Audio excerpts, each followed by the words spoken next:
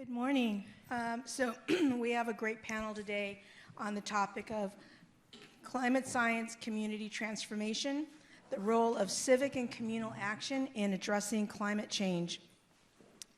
So in August of 2019, the city of Austin became the first southern city in the U.S. to recognize climate change crisis as an emergency. In this panel, we will explore how communities, both locally and globally, are responding to the projected perils of climate change.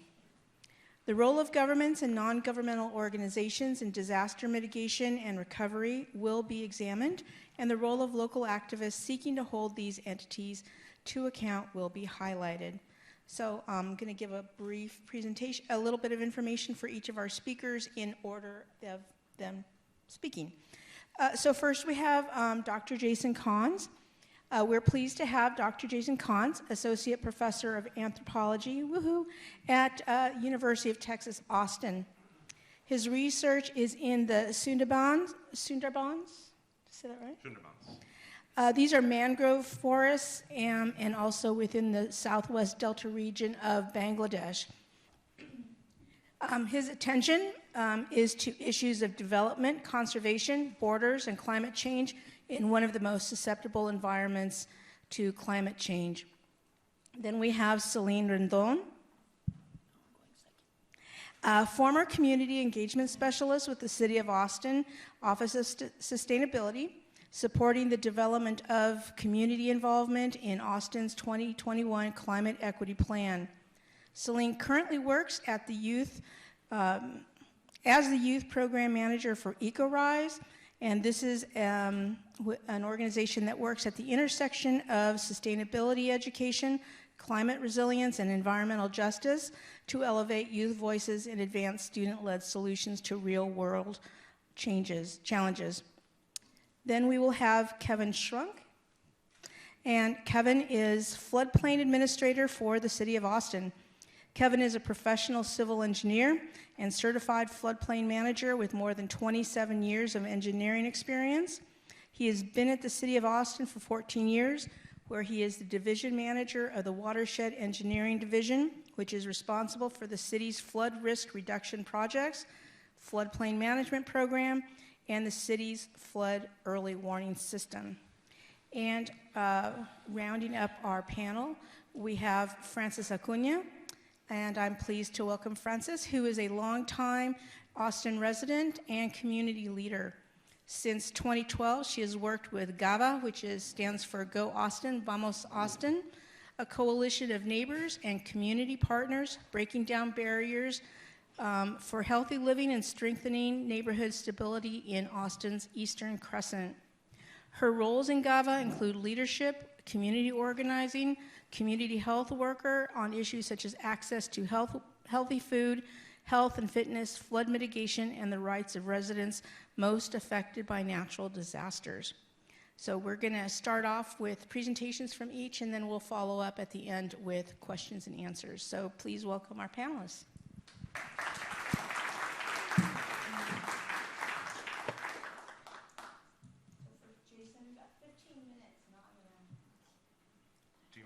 How do I advance slides?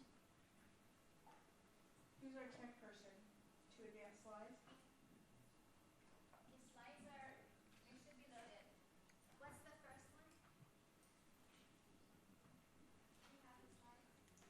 Should I talk up there, or how do I move them forward? Is there a clicker? Or? They're pulling them up. Okay. I guess you just have to say. Should he just say advance or next? Who's going to be controlling the advancement of the slides? I believe you can yourself. I'll give you the clicker. Thank you.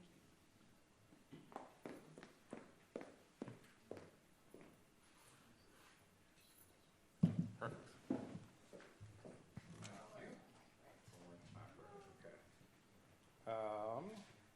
Cool. We'll see how this works. Can everyone hear me? Okay. Thanks, everyone, for being here this morning, and thanks to everyone who is involved in organizing this fantastic workshop. I'm really excited to be a part of it. I think most everyone else on this panel is going to talk about the way questions of civic engagement and science unfold in a fairly proximate to here scale. So I'm going to speak from quite a distance from Austin and share some of the work that I've been working on in Bangladesh. So I'm an environmental anthropologist by training. And much of the work that I've been doing over the past decade has been trying to think through the various different ways that people are thinking the Southwest Delta region of Bangladesh as a sort of frontier of climate change and what that actually looks like in practice. So I'll try and not get too mired in the details and move fairly quickly along to a handful of different conclusions that I want to draw about this question of adaptation. And why I have some issues with it, at least the way it's framed from the standpoint of global development organizations today. So Bangladesh, as many of you I'm sure know, is a small country in South Asia. It's quite low-lying. It falls essentially at the mouth of the Bengal Delta and at the point where the Bay of Bengal meets land.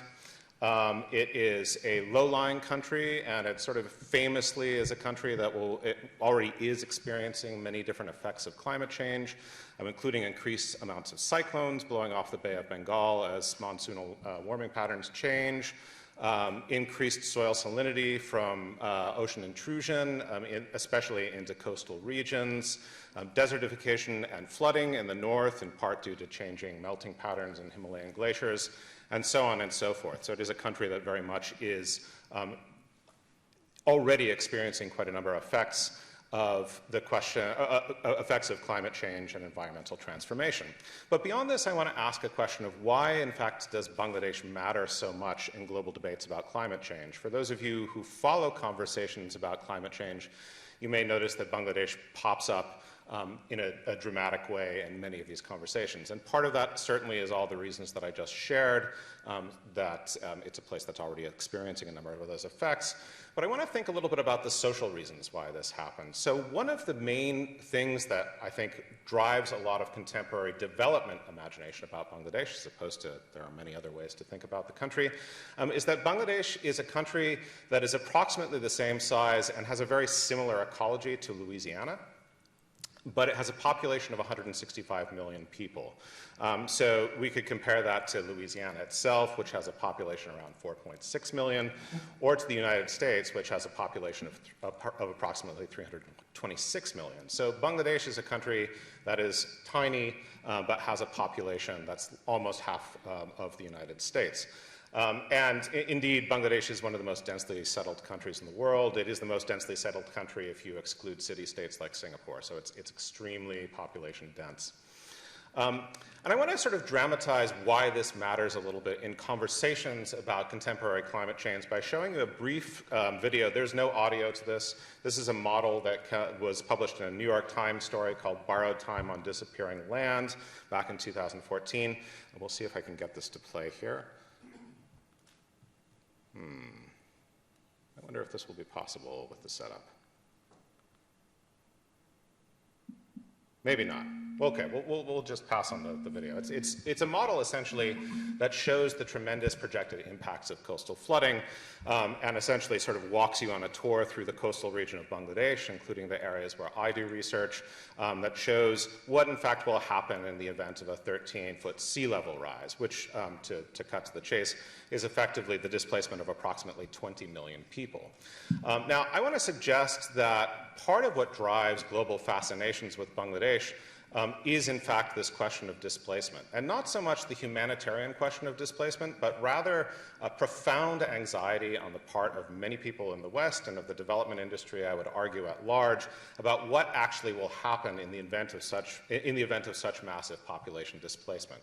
There's a profound worry in much of the literature on climate change about how this many people displaced into various different proximate and faraway places are going to cause various different kinds of global instability and regional instability, and so on and so forth. In other words, what I'd like to suggest is that a lot of what people worry about when they worry about Bangladesh is not so much the humanitarian or justice implications of massive displacement and tremendous environmental change, much of it part of the long tales of colonial interventions in the region and beyond, but rather this general anxiety about migration. What's going to happen when we have all of these people from Bangladesh who are displaced into other places? And indeed, in many ways, this anxiety has made Bangladesh very much a centerpiece in global conversations about development in an era of climate change. So this is an image that actually comes from a coffee table book, which is put out by, of all places, Bangladesh's Ministry of Foreign Affairs. And it sort of uses this famous phrase, climate ground zero, to signal that Bangladesh is essentially not only a place that is affected by climate change, but a place which is in some sense open for interventions trying to mitigate its effects. And indeed, this very much has happened. In the Delta region where I work, there is an incredible panoply of different sorts of projects that are put in place largely to help people who are living in the Delta navigate the anticipated effects of climate transformation without having to migrate, right? So this is what the big fear is. How do we help people to either migrate in an orderly fashion or keep them from migrating? Now, again, I think it's worth highlighting that this anxiety about migration has little to do with the humanitarian imperative. It is a fear about security, right? This is how climate security works. It's largely about how do we make sure that migration doesn't, in fact, swamp places that are not experiencing the same kinds of effects of climate change as places like the Bengal Delta. So what does this look like in practice? Well, what I think is interesting to note about a lot of these development interventions is not so much the specific technologies that are involved, but the logics behind a lot of them. So this is a two-story climate-smart house. It is located at an island more or less on the verge of the Sundarbans, which are the world's largest remaining mangrove forest, and the India-Bangladesh border in the southwest Delta region. It is remarkable, I think, more because it collects a lot of the kinds of interventions that you see rather than that it's representative of them, so it's more of an extreme case than an actual representative one. It was constructed by World Fish, which is part of the UN's Consultative Group on Agriculture and Development. And it essentially collects a whole suite of development technologies that you'll see deployed in various different other ways throughout the country. These include a rainwater and catchment system, which feeds into drip irrigation pots, which you see sort of lined up around the windows there, where you can continue to grow various different kinds of vegetables, even as the soil becomes saline around you. It has its own private water source. It has its own fish tank, which is something that I've never seen anywhere else. It has just a host of different kinds of development interventions baked into it. Now, a lot of these, as it turns out, don't work super well. They're not very well adapted to the environment. And this is something that's fairly common if you work in development. You often see development interventions sort of working better in the boardroom than in practice. But what I'd like to note about that, again, is more the logic of development that it implies. So this is the backyard of that climate smart house. The green that you see in the foreground is a rice paddy. It's being irrigated from this house's private water source. The field beyond it, that sort of raised bed, that is a watermelon test patch. Apparently watermelon is, for some reason, grows quite well in highly saline soil. So the patch in the foreground is run by USAID. The patch in the background is run by a different development organization altogether. This blue fencing that you see, that's actually fish netting. That marks the property boundary of this intervention. And the gray or sort of brownish fields beyond it, that's the agricultural land for everyone else who lives in this village. So I want to pause and think about this just really briefly. So this is an intervention that imagines the future, the way to keep people from migrating, as a bunch of individual families essentially surviving on their own against climate change, holding on by their development-enhanced teeth. Right? This is not a vision that thinks about communal life within a village or shared resources or any of the kinds of things which some people think might be useful in the events of climate change and indeed are much more characteristic of agrarian life in Bengal. It's instead, again, driven by this imagination of what does it look like to have a family that's going to be migration-proof in an era of climate change at large. This is what I think of as adaptation and resilience with a capital A and a capital R. An imagination which I think you can trace in different ways. Not all development interventions, of course, look like the one I just showed you, in many different contexts where climate change is happening, many different ground zeros of climate change that are unfolding around the globe. So what I want to do in the last few minutes of my presentation here is offer a few thoughts on how we might think differently about this, because I'm concerned that particularly in the context of the Southwest Delta region, where I've worked for quite some time, and many other places, if we don't correct this imagination that development is something that happens in boardrooms and is applied to places like the Bengal Delta, we're in for a world of hurt, and so are the people who live in these spaces. So here's 3 different ideas. So one is I think it's absolutely crucial that we start to imagine environmental change beyond climate change itself. We need to avoid monocausal explanations of what's actually unfolding in places like the Bengal Delta. This photo, I think, is an interesting case in point. This is a shack. It's actually a watch shack built on the road in an island that I work in called Gabura. The graffiti that is on the wall there essentially translates to "Please save us from the salt water," which sounds very much like a cry to do something about climate change. But if you look at this picture, what you actually see in the background are a series of ponds which have been constructed for the export production of brackish saltwater tiger shrimp. Now, these tiger shrimp have nothing to do with, well, they are eaten in Bangladesh, but this aquaculture has very little to do with local diets, but has, over the past 30 years, been tremendously corrosive to social relations and environments in many of these islands. Yet, if you read a lot of the literature on Bangladesh, you hear people talking over and over again about the need to actually prop up the shrimp industry because it provides some amount of work for some people in the Delta region.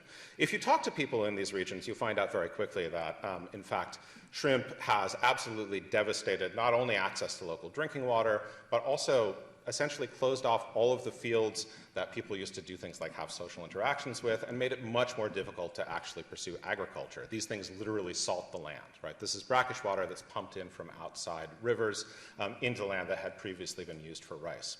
Now, it's beyond the scope of what I can do here to sort of make a full argument against shrimp, but I think it highlights the reasons why we really need to ask much more big questions about what's happening in a place. Climate change seems like an obvious answer to what's happening in Bangladesh, but in fact, if you look much closer, climate change is much more intimately bound up with other kinds of development-oriented environmental change, which is in many ways making life in these places quite difficult. The second argument that I'd like to suggest is that I think we need to think past ideas that look like the development intervention that I showed you before, an intervention that shows up on multiple development websites in multiple different agencies working in the Delta region, and embrace much more quotidian and boring ideas. So, so this photo is an image of, again, it's the same village in which the climate smart house I showed you earlier is based. A group of peasants, essentially, have petitioned a local government agency for a 30-day work project to rebuild a series of canals to capture rainwater and use subsequently as irrigation in the dry season. This is an argument that essentially was put together by collectives of farmers who are working in these villages and has nothing to do with any other kind of development intervention. Yet it sort of works in a logic that in many ways is central to what people need to accommodate the kinds of changes that they're facing on a daily basis. They need access to fresh water so that their crops can grow in the off-season. Now, this is not a very interesting project. It's muddy. It doesn't sort of show up well. It doesn't look very good on websites. But I think it has as much chance of being powerfully effective in helping people to remain in place and continue to do the kinds of things that many of them articulate they'd like to keep doing, farming, as other kinds of interventions like the ones I was talking about earlier. And the final thought that I'd like to share here is that we need to think past imaginations of adaptation as things which are essentially going to flow from development organizations with lots of fancy technological tools to come and deploy in places like the Bengal Delta. There are other models of development that used to be much more central to the ways that we think about development and empowerment. This photo is a photo of a local landless movement supported by an organization I've worked with in Bangladesh for quite some time. called EcoRise, which translates as we do it ourselves effectively. It is a non-service providing organization, and it is focused on helping people who are part of local networks to understand their rights as they're enshrined by law in the Constitution and various other places, and advocate them. So in other words, this is an organization that's walked away from the kind of interventions that are represented by the climate smart house I was showing you earlier, and instead says what people really need is support and actually being able to stand up and advocate for the kind of things that they think are important within their communities, whether those are access to fresh water or much more socially grounded problems that also flow out of environmental change. So those are sort of three brief takes on my argument here that I think if we want to imagine how development or how international organizations can think about climate change, we need to sort of think differently and think at a much more community scale. So those are simple, possibly simplistic ideas, but they're what I got. So anyway, thank you for listening to my chat. I look forward to your questions, and I will pass the mic on to the next presenter. Thank you very much. Thank you. So next we have Celine Rendon. Okay. Hi, everyone. Happy to be here. Celine Rendon. I use she, her pronouns.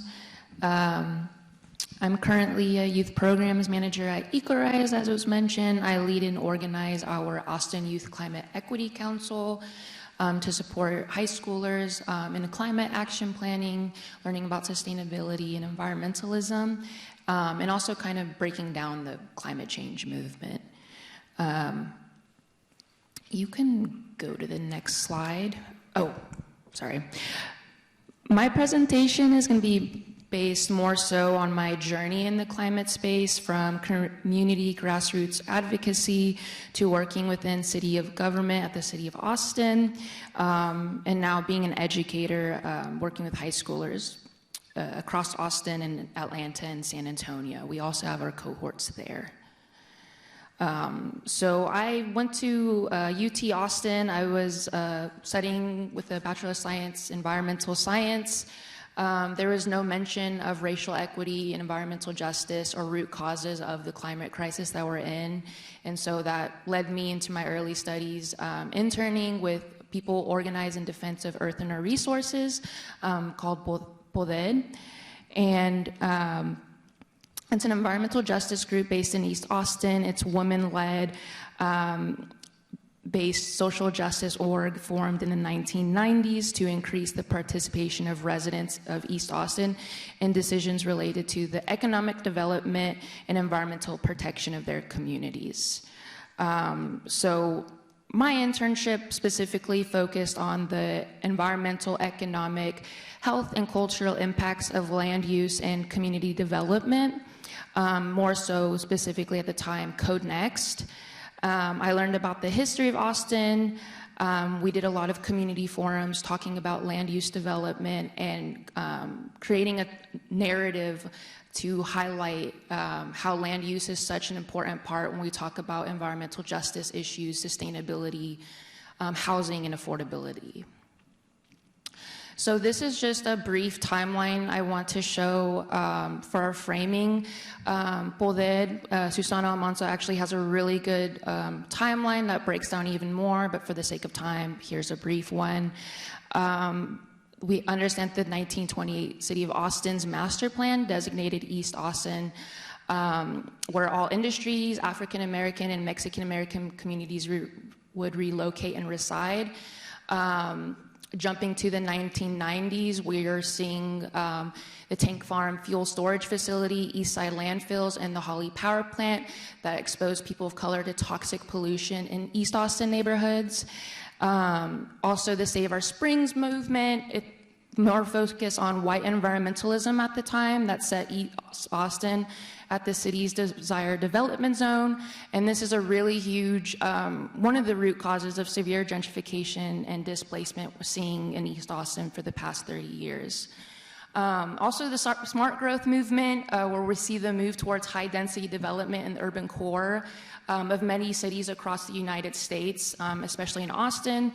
The attempt to curb urban sprawl, again, mostly advocated by mainstream white environmentalists or white middle-class folks. And so you'll see at this time urban planners, developers, and new zoning codes that were adopted to make room for new urbanism at the expense of low-income communities of color on Austin's east side. Still seeing that today, obviously gentrification still taking part in the city where low-income folks and people of color were forced to live.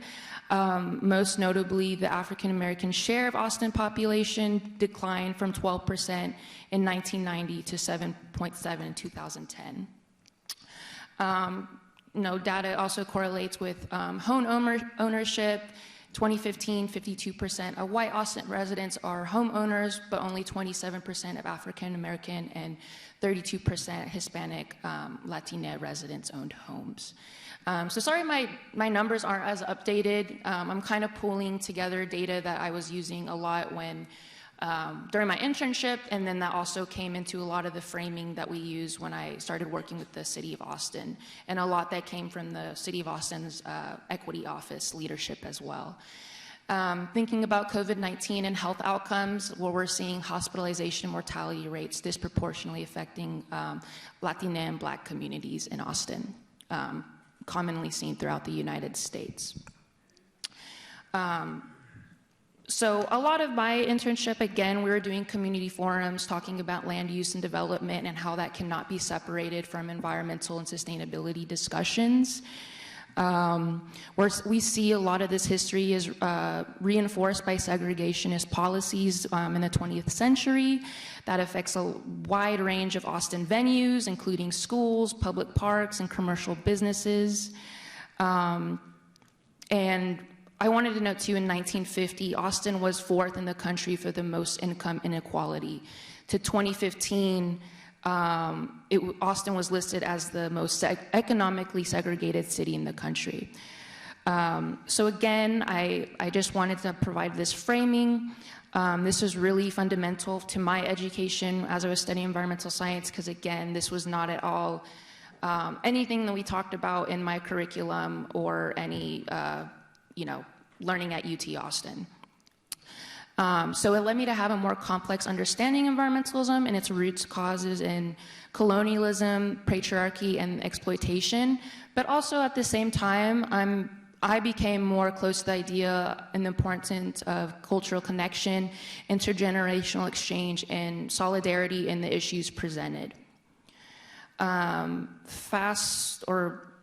Going into community resilience, a lot of the work I did with BODED lined up with the fellowship I had with the City of Austin's Office of Sustainability, applying kind of my background knowledge and assisting the Office of Sustainability in the discussions around community resilience, understanding that Austin's on its way to experience more shocks and stressors, and those that have already experienced traumatic experiences, we had so much to learn from and to center in our conversations.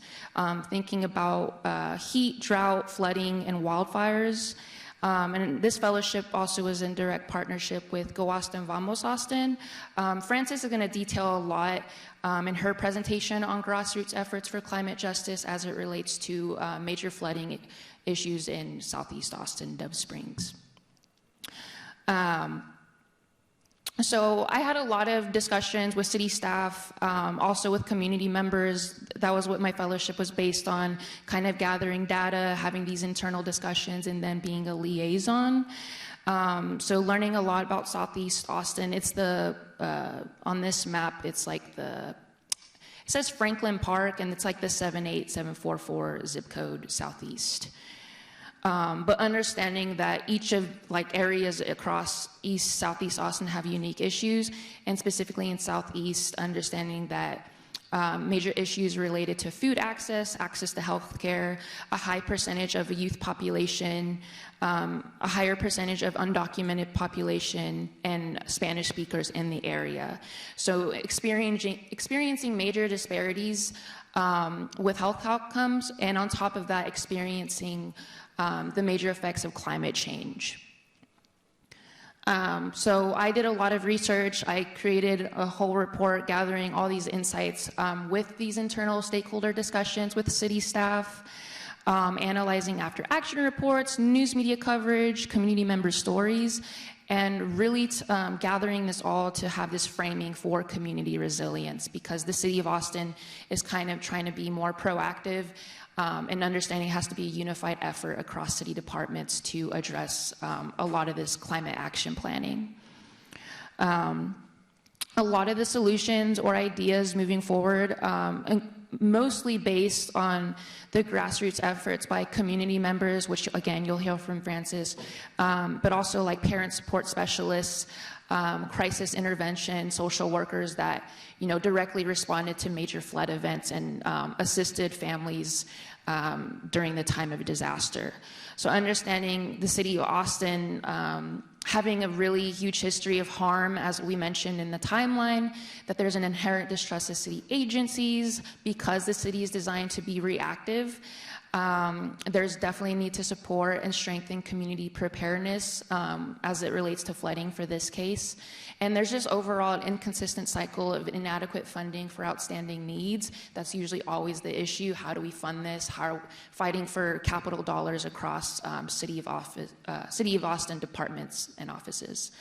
And again, the big concern about affordability. Again, if we're talking about climate crisis, we have to talk about the immediate needs of low-income people, especially around renter vulnerability and also citizenship status, because when the disaster happened of flooding, a lot of undocumented folks, renters, did not get a lot of the assistance needed, and we see a lot of displacement of community members from the Dove Springs area, and as well as the flood buyouts, where a lot of people, their land was just bought from the city and they were displaced because it was on floodplains.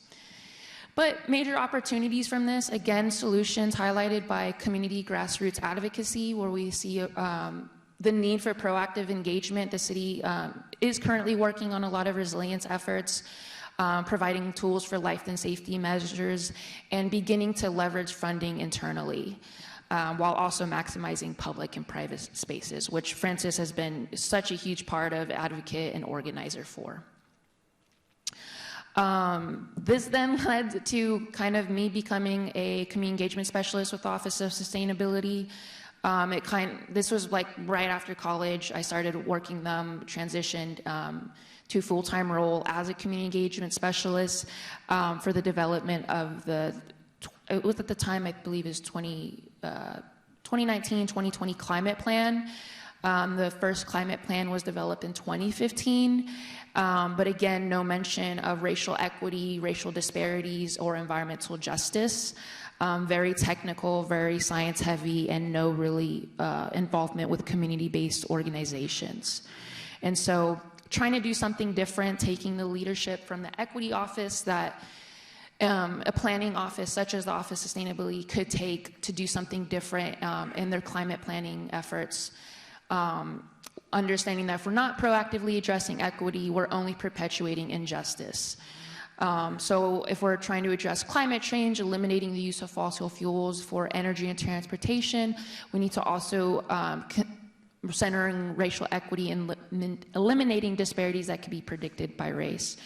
I can go into a whole other presentation about the process of the climate plan. It wasn't a super straightforward stakeholder community involvement process. There's so much of the relationship building, the really deep discussions we've had about the harms of the city of Austin and what that meant for community members that were trying to get involved in this process and trying to take back their narrative on climate change. Again, I mentioned that the Equity Office was super instrumental in their leadership. We had an equity process outlined for all advisory groups working with our steering committee. We had over 140 participants in this effort, creating goals and strategies centering racial equity and having a process for groups to follow and to really hone in on discussions really needed talking about climate change. I also want to highlight Dr. Tane Ward. He was our organizer and facilitator for our climate equity workshops, which were required for all city staff and community members involved in this process. Really breaking down what do we mean when we think about equity and sustainability, understanding the policies that I mentioned earlier that displace and affect communities of color on Austin's east side. And that this is a continued trend that we're seeing. And if we're coming together working on climate change, we really have to talk about the issues that were presented. So I wanted to mention too, we did not rely on any outside consultants. A lot of the organizers, facilitators, involvement in this process were all from Austin. We did not try to get consultants from like Detroit, Michigan, or other, planning development groups to do that work. It was all community based and bringing folks together to work on this. Dr. Tanya Ward, continuing on his workshop, I think it's just really important to include this history and framing again. We see on the top left photo, this was, I believe, in 2009 when Nathaniel Sanders II was an 18-year-old from East Austin was fatally shot and killed by an Austin police officer. What is one of the most notorious shootings in Austin at the time. And this was before 2020 from the George Floyd protests, and I believe the occurrence of Mike Ramos' death as well, shot and killed by an APD officer. And so having these really, having these honest discussions about how the city caused harm and perpetuated major disparities and just major harm and violence to communities, specifically communities of color, Black and brown communities on Austin's east side. The image below, thinking again about culture and thinking about how the preservation of culture in East Austin. The bottom two photos are Juarez Lincoln Institute. It was a Chicano institute for education for the community. That bottom right photo is located, it was demolished in the 1980s, and that's where they ended up putting, they didn't really develop it, they ended up just putting that IHOP. If you know that IHOP when you drive right into Austin on the left on Lady Bird Lake by Rainey Street. So again, erasure of culture and history of communities of color that has long been withstanding and fought for, but the city creating policies and supporting development that erases that. So I'm just gonna go a bit fast, but thinking about, again, what has been the responses from the city to these issues, how have those policies aided communities being displaced, and how aided the displacement of communities. Like I said, this really wasn't a straightforward process. There's so much lesson learned and more I could touch upon with this, but I think this was before 2020, and I think it was a huge step forward, but there has to be further accountability to follow through on the calls to action by community members. And so just the takeaways, like while it's established, low-income communities of color receive delayed disaster recovery while disproportionately impacted from major climate events. In the past decade or so, governments have more recently employed equity principles in their policies and frameworks to improve resiliency and climate action of such communities. But the reality of coordination efforts reveal major shortcomings that continue to perpetuate inequitable outcomes.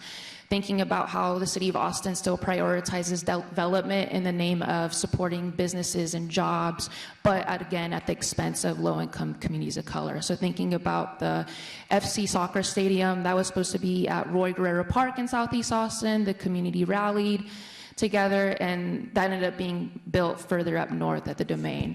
And I guess another example is like the Tesla Gigafactory, Southeast Austin, Del Valley area, low-income communities of color, experiencing a lot of environmental injustices with water quality. And yeah, just the narrative of Austin supporting all of this development, but the reality for communities of color, it's such a different narrative of climate action. And displacement and affordability concerns still lack a major commitment in the climate planning efforts. It's acknowledged, but we have to take it a bit further from just education and acknowledgement. We have to take organizing action. And I'll leave you with this. It's kind of a hard punch. Sorry. But I think this is my last most important. I think the Austin's dominant narrative has continually been painted as green and liberal with progressives, the nonprofit industry and general culture of neoliberalism, co-opting the language of equity, not recognizing land use and housing as the expression of capitalism and white supremacy in Austin. Thank you, Celine. So our next speaker is Kevin. Button. Kevin Shunk. Oh, that button right there. Thanks. Okay, thank you very much for having me. I'm very happy to be here. I was supposed to be here 3 years ago, as we all were, right? And a lot has changed since then. A lot. Add 3 years to those two numbers she mentioned for me, 30 years and now 17 years in the city of Boston. And the division that she talked about doesn't exist anymore. My role in the city of Boston is a little different. I'm not going to go into that, but just know that it's changed a lot since 3 years ago. But I do work for the government. I am here to help, and I'm here to talk to you about what something called Atlas 14, and what Atlas 14 is, and how the city of Boston reacted to it, and my take on this whole Atlas 14 and for this presentation is from the perspective of the city of Boston's floodplain management office. That's where I work. That's what I've been doing for my 30 years of career. That's what I know. So let's proceed along. So I work for the Watershed Protection Department at the city, and our mission is to protect the lives, property, and environment of our community from the effects of flooding, erosion, and water quality. Now, my piece of that mission is the flooding mission. I talk with colleagues about the erosion mission, talk with colleagues about the water quality mission, but my role is directly in the flood mission of the department itself. Austin has had a long history of floods dating back to before the 1900s, and most recently some devastating floods in 2013-2015 on Onion Creek that impacted thousands of our community members, and we've had floods since then, and we will have floods again. It will happen again. We know that, and we're preparing for that, and we'll talk a bit about how we're doing that at the sea. So Atlas 14 is a rainfall study produced by the National Oceanic and Atmospheric Administration, NOAA. And they did a rainfall study for the entire United States. They did Texas by itself, because we're a big state, we're volume 11. Maybe since I prepared this slide, the Northwest states have had their study done, but the entire United States have had a new rainfall study to determine what to expect from rainfall in their area. And the study itself talked about how much rain those areas could expect. It talked about what pattern that rain falls from the sky to the ground, because patterns matter for us. And the study also talked about if the data that they saw and used is a way of predicting how rainfall may act or react in the future. Atlas 14 is a look back in history of rainfall data. It is a rear view mirror on rainfall that has already occurred. They looked at rain gauges scattered throughout the United States. Now, I'm sorry, Texas, United States for the whole state, but just Texas for volume 11. So they looked at the rainfall data from the entire state, and they synthesized that, and they did their mathematical statistical analysis to try to determine how much rainfall have these gauges recorded, and what might that tell us about rainfall? What does it tell us about rainfall that we should be expecting to create more floods in the future? That will create more floods in the future. The data itself that they analyzed for this report did not indicate significant statistical trends that they were comfortable at the time of the study saying this data in this report is a way to predict the future of rainfall. They're not quite there yet. They have stated, and they have completed now, a more in-depth analysis of the data to try to determine whether it does represent trends that communities should be looking at to prepare for their flooding in their jurisdictions. Again, there's a picture of the report itself, the two quotes that I received that I put down right there. I have the call-outs as to where it came from the report. The response that they have provided on trends and statistical trends for future rainfall is out. It's very, very dense, and it's a very complex document, and it's still, I would say, we're still looking at it and interpreting what it says and what we may or may not do about it, the data. So one thing that we can tell is the current Atlas 14 rainfall data dramatically affected the city of Austin. And when we look at the pre-Atlas 14 100-year rainfall, the 100-year rainfall has a 1% chance of happening every given year. So the previous 100-year rainfall was 10.2 inches of rain. With Atlas 14, it's upwards of 13 plus inches in Austin itself. That's a 30% increase just in rainfall in our area. What does that mean for floodplains itself? It means floodplains are going to get bigger. The 100-year floodplain is going to get bigger. And so before Atlas 14, we had about 4,000 buildings in the 100-year floodplain.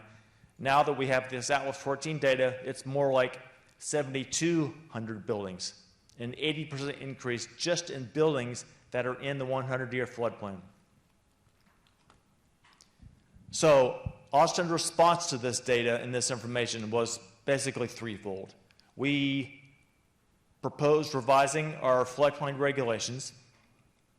We updated our drainage criteria manual such that the infrastructure, roads, pipes, inlets is all being designed with this current rainfall data.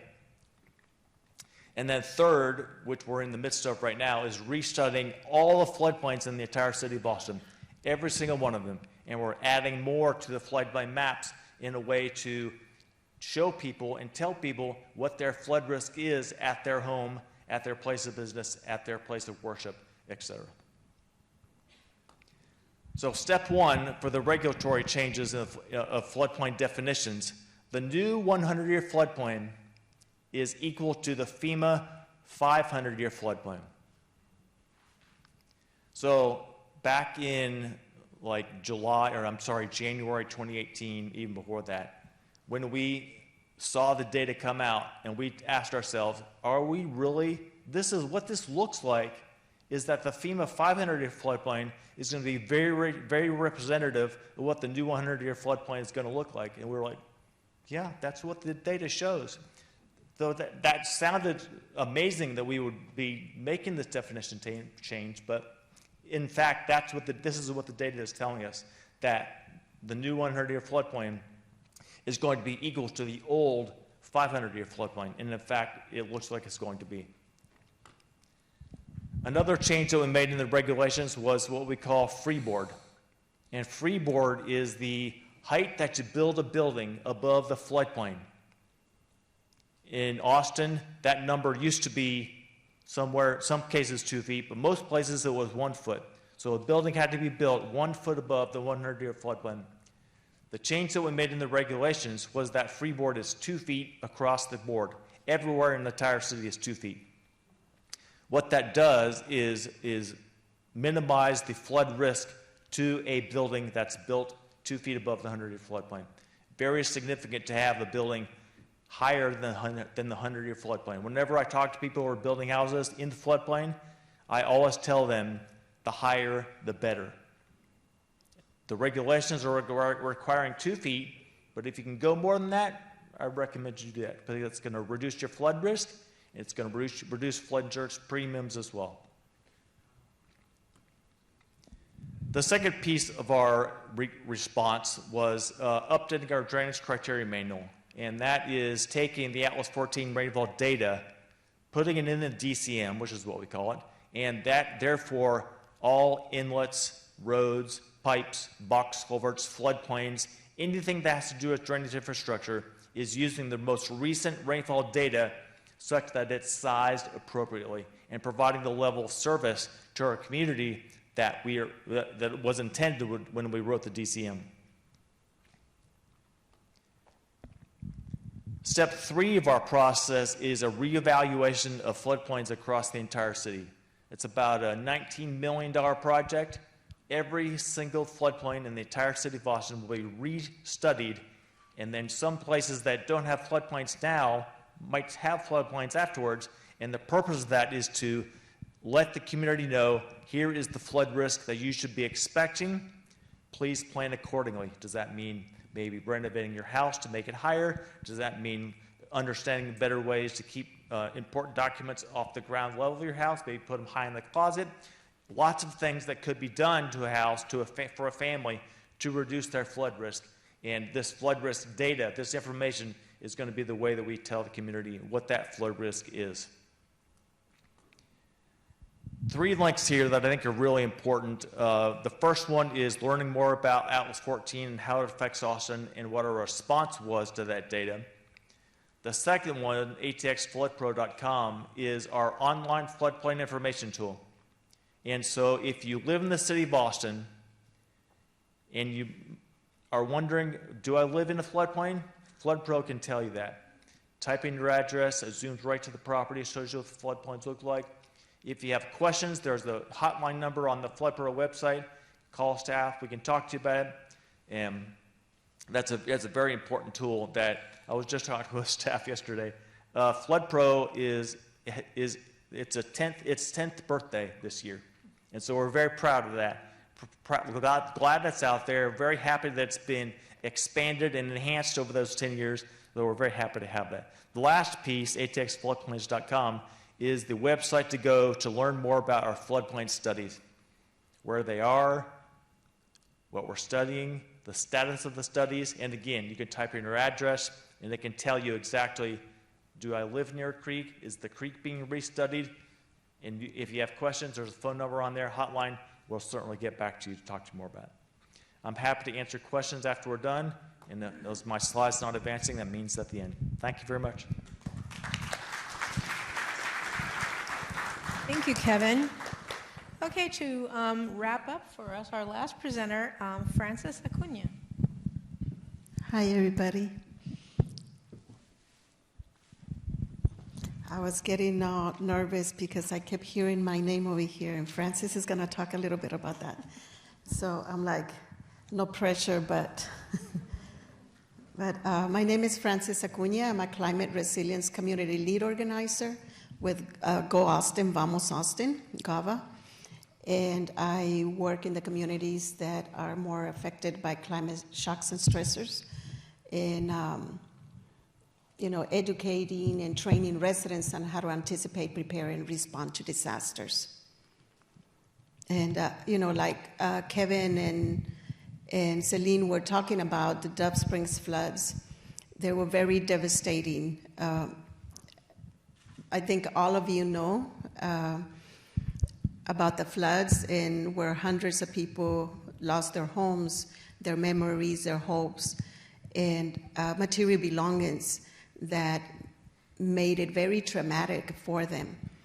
And the losses, when you lose something, you just lose everything, from the memories, from pictures, the cookbooks, everything that you have created since you got to that home, those homes that you hoped to die in when you got old. All of this were the things that people lost.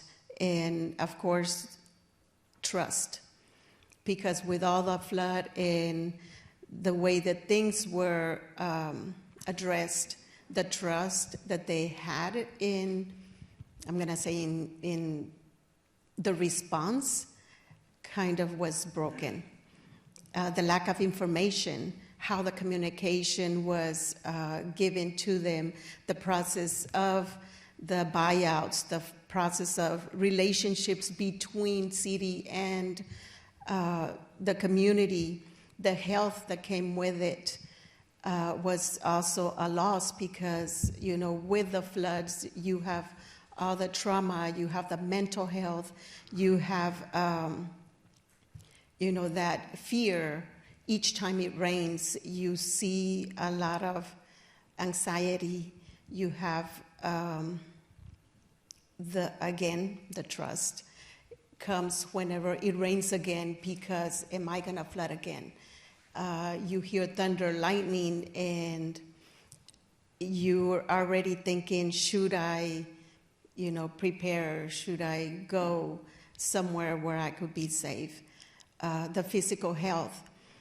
And this is not data, or maybe it is, I don't know, but I think with all the trauma that came from the floods, you have the mental health, stress, hypertension, stroke, anxiety, and trauma, that at the same time it becomes a way for diabetes and all of these issues, because when we have trauma, it's so hard for us to be in a healthy way. It's hard for us to activate our response into the needs that we have to be fulfilled. And of course, after 10 years, that was 2013, 2015 floods, we have been, when they were doing the assessment for the William Cannon corridor, they asked me, what do you want to see in William Cannon? I go, how about a mural from the floods? And that was a long time ago. So finally, we're seeing where Councilmember Fuentes supported a resolution to commemorate and memorialize the people from the floods. Right now, we are having conversations with residents that are directly impacted, that were directly impacted in the floods, and they're right now informing to create the content for the mural project. And as you see, it takes a lot of courage for a resident to be able to speak again and re-traumatize themselves when they speak about their experience in the floods.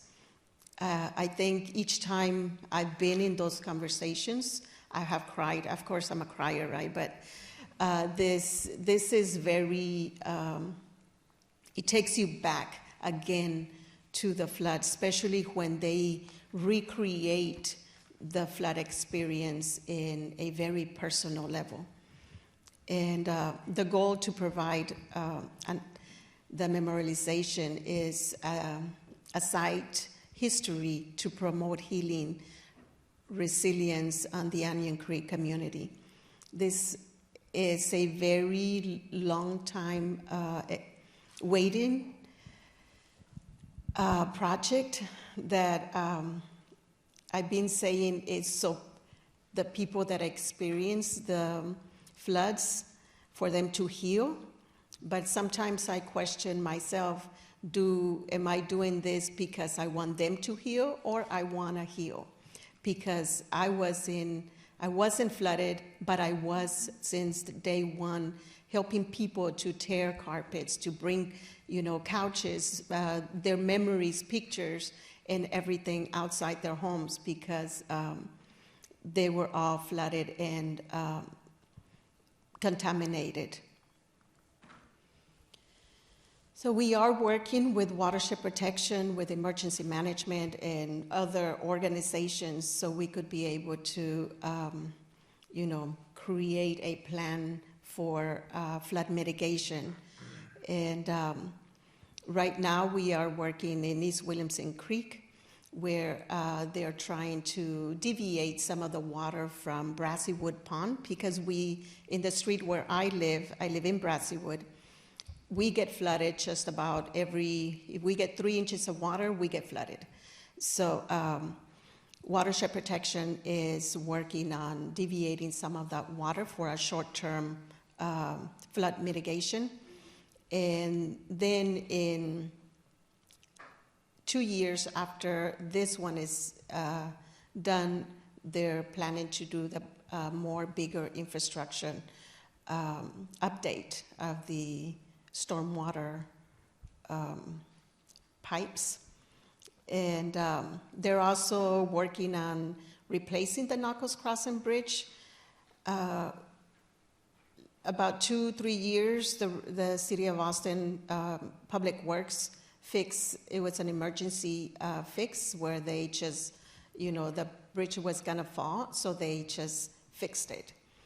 It was not a flood mitigation, so by the Public Works fixing it, it created sort of like a dam. So now residents are having a greater risk of flooding in the Knuckles Crossing neighborhood. And we're also working with residents on flooding issues on Bitter Creek. I'm also working on training residents on how to organize in our communities so they could be able to have like a tree contact information, because right now, I mean, we all know that the first responders is always the residents. It's always you and me, in your own homes. So it's very important for residents to be ready to respond in the disasters. And the effects of getting flooded, it's not only you just get flooded and that's it, you replace things. But we all know that 1 inch of water in the west side is not the same as 1 inch of water in the east side. The residents are very, very low income residents, so it gets a lot harder to go back into the place where they've been. And so it is very, very hard to go back to where you've been. They said we are resilient, and I think I'm tired of being resilient because we were born resilient, and we keep bouncing back, and that word kind of triggers, am I proud of being resilient? Yes, I am, but how can we make it sustainable? How can we become sustainable? And that's by, preparing and making sure that we communicate with the City of Austin in order for us to make a plan where both of us are working in unity so we could be able to be safe in the floods. So I do work in 78744, 45, 52, 53, and 58. We advocate and work in civic engagement. I'm working on flood insurance monthly premium because it is, with a risk rating 2.0, it's an equity tool where it's supposed to make it easier or better for residents. Unfortunately, it tripled or quadrupled the amount that we have to pay for flood insurance, and that's in a one lump sum. I'm working in disaster preparedness and response with the Climate Navigator. My coworker is doing the Climate Navigator that I started in 2019. And in that one, it's a personal preparedness where you, your neighbors, and your family are able to have a plan in order for you to respond to a disaster. The neighborhood orientation is we are working in your neighborhoods where you can organize with your neighbors and hopefully the whole street or 2 streets that you're able to work in order for you to be aware of who lives where and what are the capabilities of each person that you are taking care of. In the Black Captains is the same thing. Our they will be the leaders of the neighborhood orientation, and they would be able to connect with the city and with the residents, so there could be that phone tree.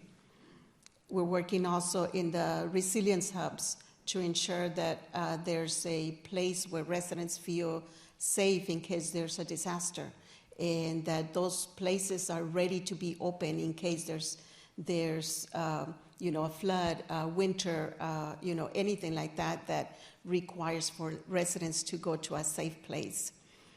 I'm also working in localized flooding and stormwater infrastructure to ensure that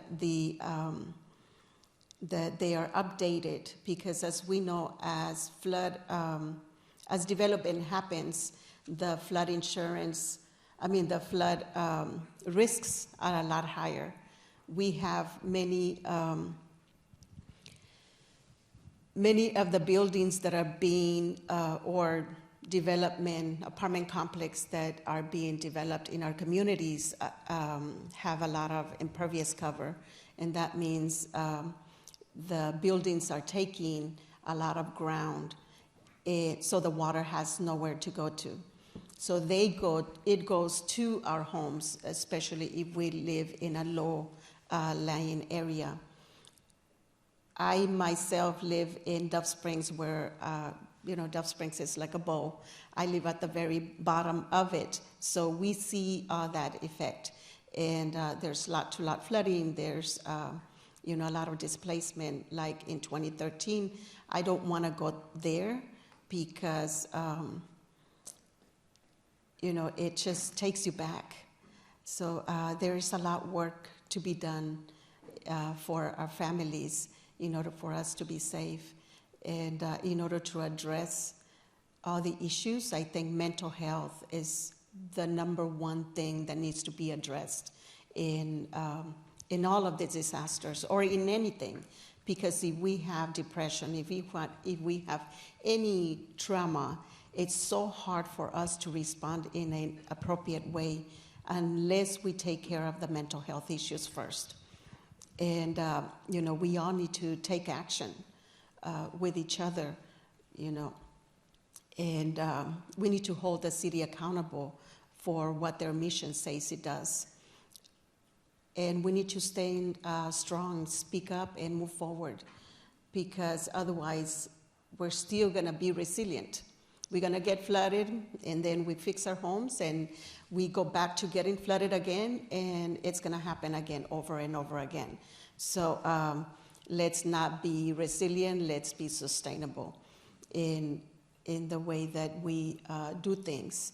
I think my goal was to make the city accountable, and I started in a very not so good way because I was very judgmental, and I think Kevin and all of the Watershed Protection Department felt bad after I finished talking because I was always putting them down.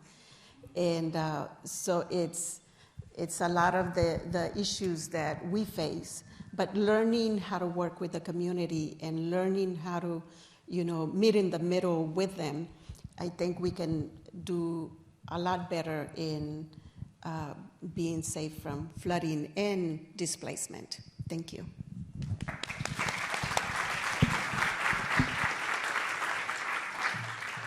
Wow, really some wonderful presentations. Thank you to our panel. We're going to go to questions, and I want to just pull out a few commonalities that I saw.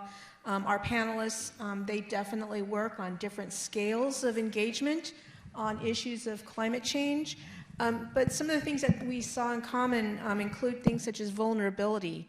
So vulnerability in terms of environments. So certainly not all environments are going to react similarly to climate change, but as Jason pointed out, mangrove forests are extremely vulnerable. And this also then leads to a lot of vulnerability for people. Celine and Francis really brought that so local to us. Also trauma, right? So our environment, our globe is experiencing trauma, but then again, we are re-traumatizing people who are outside of patterns of social justice. And all of this comes at great economic and social cost. And so the information that Kevin provided us really demonstrated just how costly it is to make a single study, much less to address some of these issues. But at the end, I think what's really important is this idea of resilience and the cost of expectation of resilience on people who are already marginalized and traumatized. And so I really feel that's the best takeaway. So please, questions from the audience. This is a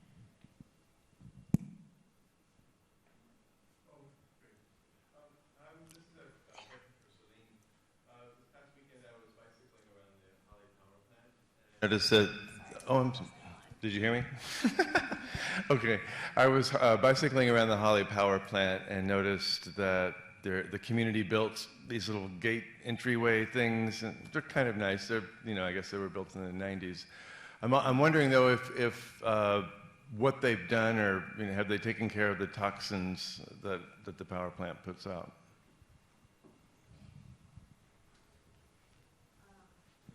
I know, I think that's at Metz Park. They have a lot of murals, and it's a whole trail. Smart Trips Austin, I know, does a historical bike tour if you want to learn about environmental justice in that area of town at Metz Park. Yeah, I think they're still in the process of shutting it down. It's not like you can just take it away. There's a lot of environmental planning processes to slowly close it down and remove it or move it somewhere else. Because I believe, I think it was the tank farm. It was moved to further out in East Austin, where Airport Boulevard is. But I know for the Holly Power Plant, it's still kind of in function, but it's in the steps of being shut down. It just takes a longer time.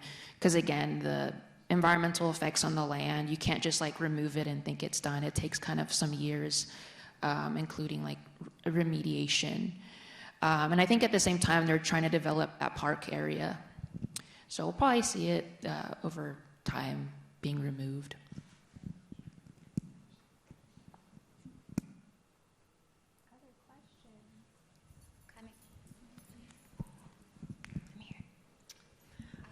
I'm just curious if there's any movement within the City of Austin to address the economically challenged parts of our communities that are being specifically targeted by environmental changes. Are there funds for that? Is there any movement toward that?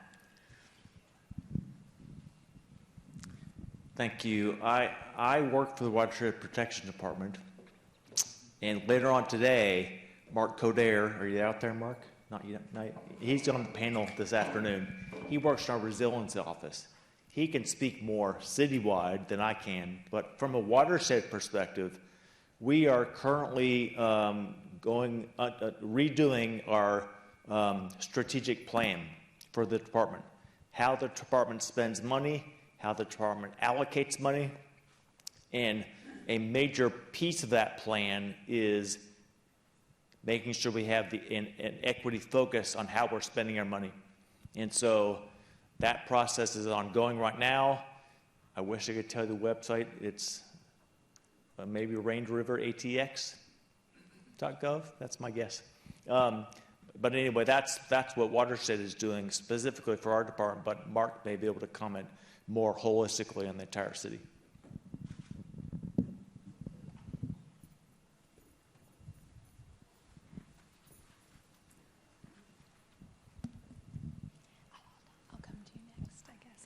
Hi, I had a question related to Bangladesh.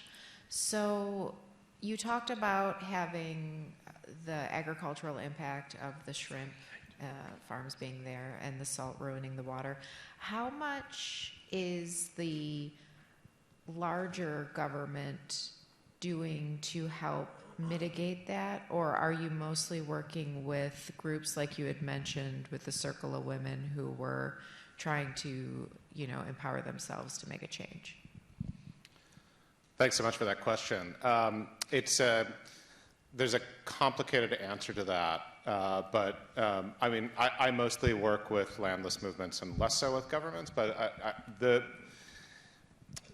frozen seafood is the second largest export market in Bangladesh, following ready-made garments, and there is and continues to be a huge investment in it by both international organizations and the government. And what I was trying to sort of point to there is that a lot of well, the World Bank being one of them. A lot of international organizations have sort of seen shrimp aquaculture as one solution to, like, a so-called sustainable solution to climate change, in part because they already imagine those areas as kind of foregone wastelands, right? And so, yeah, there's a huge amount of support for shrimp. That's changing a little bit, but not so much because people have recognized the environmental impacts of essentially doing brackish water on top of agricultural fields. It's more that there have been enough problems with viruses getting into shrimp at this point that it's becoming difficult for people who are farming to actually survive. But the solution to that has been to move to crabs, not to sort of go back to rice. So, so yeah, the government is very much in support of it, and very much, I think, buys into the narrative that shrimp is one solution to climate change as opposed to one of the complicating factors of it. Oh, I guess she's okay. My question is for Francis. I'm also from Dove Springs, and I see the gentrification that's taking place in the area. I'm curious to know whether or not you've seen any involvement, like in GAVA, from newcomers to the area, the people that are moving in. Do they take place or take part in the work that you're doing? Do they know the importance of the history of flooding and things like that? From your perspective, are they active in the community?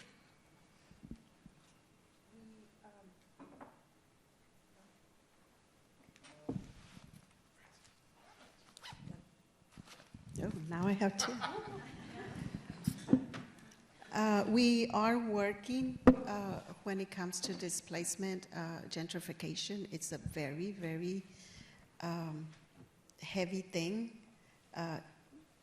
I started in, 2017, 2018, and, working on displacement. And yes, I've seen the changes in the community. We see a lot of dogs now instead of kids. And I'm personally very invested in that because I have my home there. And every day that Project Connect or, any of these corridor projects that the city has, something new happens, like the ETOD, equitable, I call it displacement development, but not necessarily, what it is, because that's what it's causing. It's displacing residents that have been, having their homes. That neighborhood in Dove Springs is very much veterans, so we have a lot of seniors that worked in Austin, Bergstrom, and that's where their homes were. And now they're seeing themselves, with the fear of where am I going to go at their 80s, at their 90s? Where should they go where they're going to have the right medical attention? Because a little town doesn't have it. And I myself, I'm a community organizer. I just finished high school, so I don't have the education in order for me to go work in a little town. So yes, I do fear the displacement. And as a single mom, what am I going to go do, right? And what am I going to organize in a little town? So anything that the city is doing, we are trying to advocate, and we're trying to get people involved. And I don't know if you know, but I am one of the 19 residents that are suing the city for the rights to protest. And because we are protesting that the city is trying to develop in our homes. You know, they're trying to, and I think I could talk about this like all day and all night about how we feel and in the fear of, you know, where am I going to go and how am I going to do it? But if you want to organize with me on that, please come to me and we can start working on you know, keeping you updated in all the zoning processes that are going in the city. And also, if you join the contact team, Southeast Neighborhood Contact Team, we see all the zoning issues that are happening in our communities.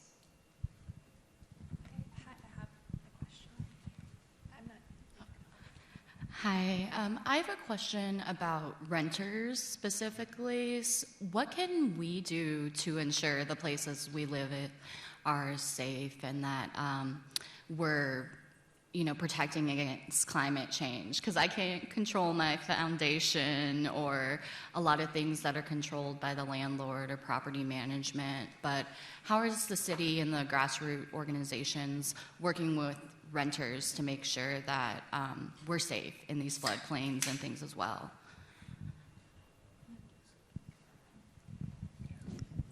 I'll start off with just something real quick. When we mail out notices about floodplain studies, etc., we not only we use what's called the utility account holder, and that's in some cases is the renter.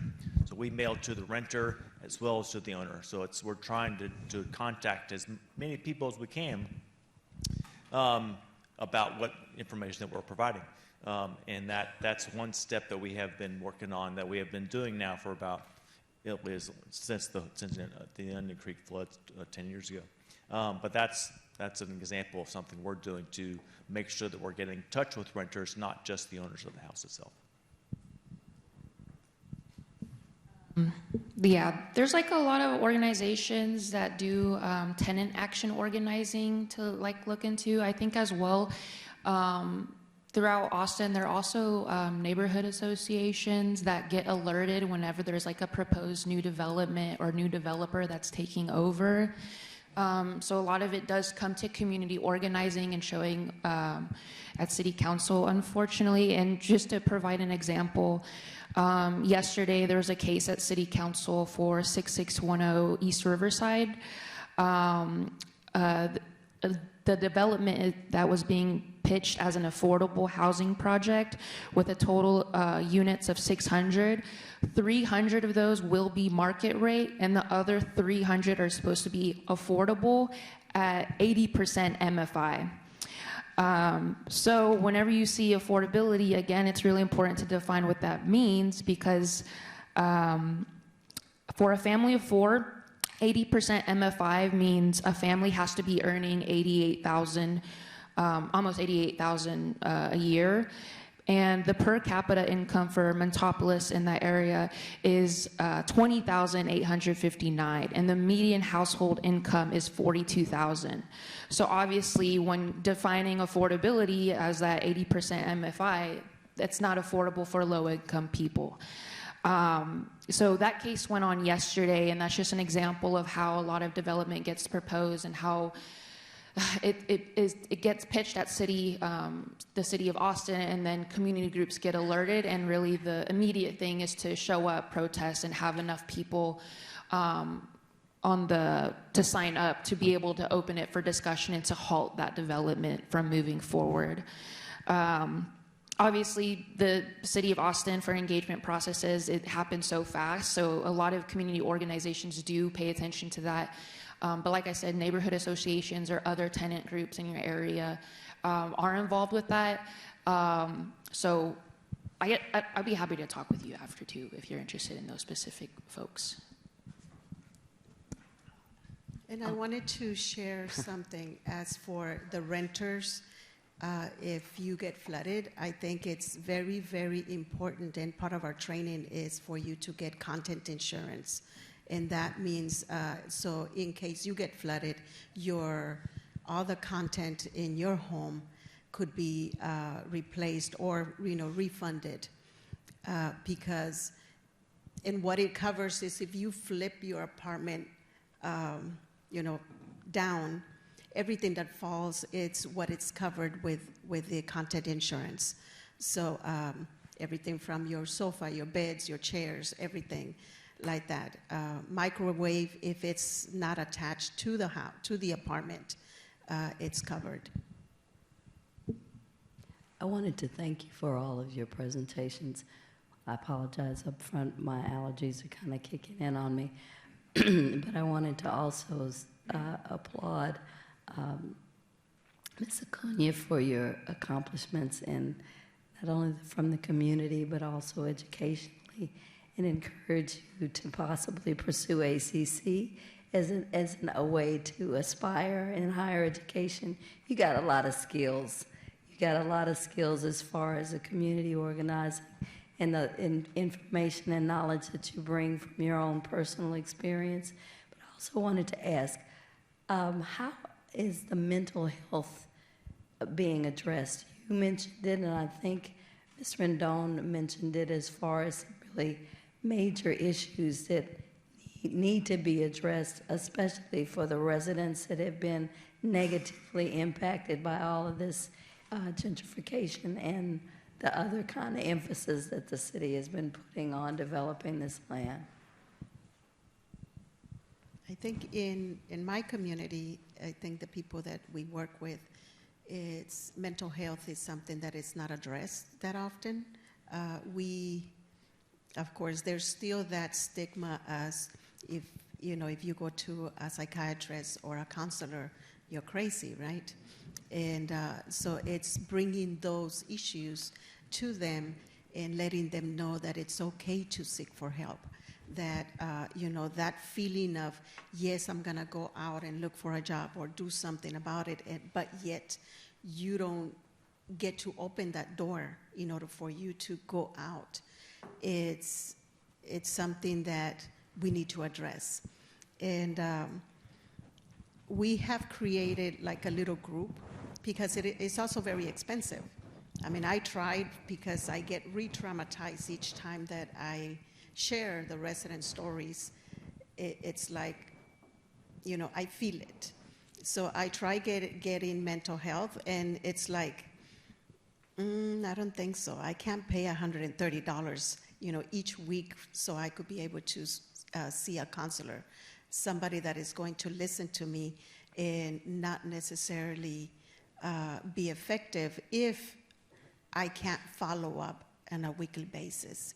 But we have created a little group where we come together and we just talk about what issues are they having, how can we support you in just listening, because a lot of times what we need is an ear or a shoulder or somebody to listen to our stories, and that creates that feeling of, you know what, I feel better today because somebody heard me. Thank you. We only have a few more minutes, and I think we have at least 2 more questions. I'll be brief. Thank you all for your presentations. Wow, very insightful. My question is around sustainability. Some of the issues you brought up throughout the panel, they've been going on for a while. From the flooding in Dove Springs, we talked about that in the 80s, right? But the grassroots organizations, these are great. But what can be done to incentivize some of the, as part of the climate ecosystem, some of the partners, the private partners, and secondly, what measurements, of success, right? So how would you measure that? And I'll open this up to any of the panelists. I think you touched on part of each of you, from the building code. 2 feet is great, and I like the automation tool, but that's going to be a cost with that. So how can you incentivize that to some of the businesses involved? Thank you. Okay, nobody's getting the microphone. So in our work, we always try to partner with the different organizations and stipend the residents, because a lot of times, we see the struggle that they have when, just to make it work in their homes. So, we work with UT, we work with other organizations that they fund us so residents could get a stipend for their interview or for their the time in our meetings that they come to us. So it's having those partnerships with with the city of Austin, within the United States, with Texas, that can bring that to happen. Of course, we don't have as we should, because there's so many residents and so much need, but it's a start. I think we need to have more people from everywhere, so we could be able to do better, like for the displacement, those programs that the city has. What is the outreach being done, and making it easier for all the taxpayers, not necessarily just the ones that have a social security number, but the residents that are paying taxes and that have a home, and that they're not able to make it, and things like that. That is on my side of the grassroots, but I'm not sure what's going on. I'm sorry, let me follow up really quick. What about from the business perspective? What can be done to incentivize the public, the private sector, to help with the solution?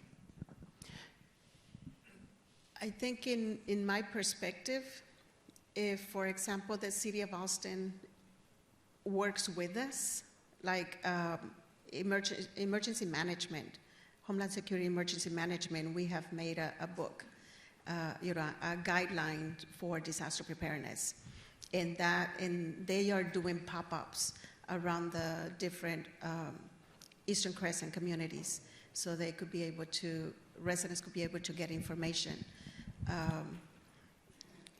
We need more organizations involved as to what are they doing. I know what I want them to do, but not necessarily. Maybe one of you want to speak on that, because I want somebody to tell me what they could do, right? I just want to know, maybe I'm not even going to answer your question, but when we were doing the climate equity plan process, we did have like businesses involved, and like bigger organizations or even corporations that were interested, but knowing like it wasn't really the space for them, but like keeping them in mind on like the regional aspect of growth in Austin. But before we even started the climate plan process, there was so much fear of like, oh my God, people are not going to support this, like we're going to get pushed down. And that did not happen at all. We did not have anyone threatening or pulling out their investments from like the work that we were doing. There was actually a lot of eagerness at the time, because people want to see something different. Organizations want to have social good capital to invest and give money to. Like that does very well exist. I mean, I have like my own personal, like more radical ideas of like, that don't center profit, but I understand like this is what we're living in. We're in Austin, Texas. We're in America, and there's like a lot of organizations. There's discussions around Google getting involved because they have their office here. So there have been conversations with larger corporations and businesses getting involved in this work. I would say too, a lot of acknowledgement the past few years on the EJ movement. These organizations have been getting more funding, more grants from philanthropy, corporations, and businesses. But it's kind of like a double-edged sword, because as I mentioned, it's the commitment has to be, I think this commitment and framing from the City of Austin needs to be stronger to really define those terms and to partner with the community in making those decisions with businesses, big businesses, and corporations, because the interest is there, but I don't think there's enough teeth yet to really solidify those plans with the community. But it is happening. I forgot what I was going to say, but yeah, that was happening, and there's a lot of metrics for the climate equity plan. I didn't touch too much about the goals and strategies, but there's like a whole dashboard about it. There's efforts being made. I do want to note, like, I was a full-time community engagement specialist, but my role really was temporary for only 2 years. So just again, how the city is set up to not really thinking about the sustainability, like, okay, you do all this building and work, but if you're not prioritizing that role, that work really just goes away. So I still keep those relationships with the city, but there still has to be a sustainable process, more teeth, more real commitments. At the federal level, like I mentioned, they're recognizing EJ, and there's been a lot of focus on Austin. So thank God, like, that's been really huge momentum for a lot of grassroots organizations to get connected up into the federal space for policy making and grants. Thank you. We are out of time, but we're going to take one last quick question with a quick answer. I'm sorry, she was already. I just have a quick question about notification when developers decide to develop in a neighborhood. What are the parameters around who gets notified as far as distance from the development? And are those notifications in English and Spanish? That's a good one. The notifications go, if I'm not mistaken, 200 feet from your home. And the sentence, because it's one sentence, saying that the city of Austin is planning this change, the zoning change, and that's it. Is this proper notification? Of course not, if I don't know anything. I know because I've been involved in trying to educate myself from this, how many thousands pages, and I still don't get to understand it. But, trying to be, at least voice your opinion and call your council member, your city manager, everybody that can listen to you, because you're fighting for your home. And you're fighting for your space, you're fighting for your neighbor, the people that are not able to speak or don't have they're able to speak, they just don't have the courage to go out, or they don't have the time because they have 2 or 3 jobs and they can't make it. And that gets me very angry because, when you have residents that have struggled to pay their home and all of a sudden you're gonna be rezoned and you're going to have a multi-use building where you have businesses on the bottom and people are living on top, and you have the rental. It's not 20 or 30% of the people that live there. It's 60%, 80% MFI, which is not anything close to what residents are able to afford. So is this a strategy from the city to displace residents? I think so. But they call it they have these incentives for developers for them to, get low-income communities in their apartments, and that's 60% MFI. And they have, 10 apartments in their whole 300 and some? I think that's something to laugh about in my perspective. I just wanted to make one quick plug for a city process called 311. I don't know the answer to your question because I'm not in the notification group, but if you have questions about notification, other city processes or services, please call 311. And whenever I talk to people about 311, I say, look, I promise you, I'm not sending you down a bureaucratic black hole. I promise. You're going to get a number that you can use to track your request. They're going to send you to the correct department. So just if you have questions about city, whether it be notifications or something else, please call 311.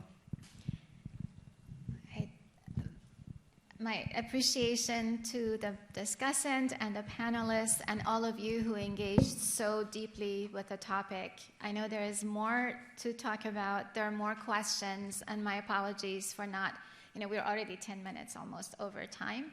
But I'm hoping that our panelists will be staying for lunch, through lunch. If they can, connect with them. If not, you have their names, find their email addresses if you have specific questions for a specific person, and communicate with them.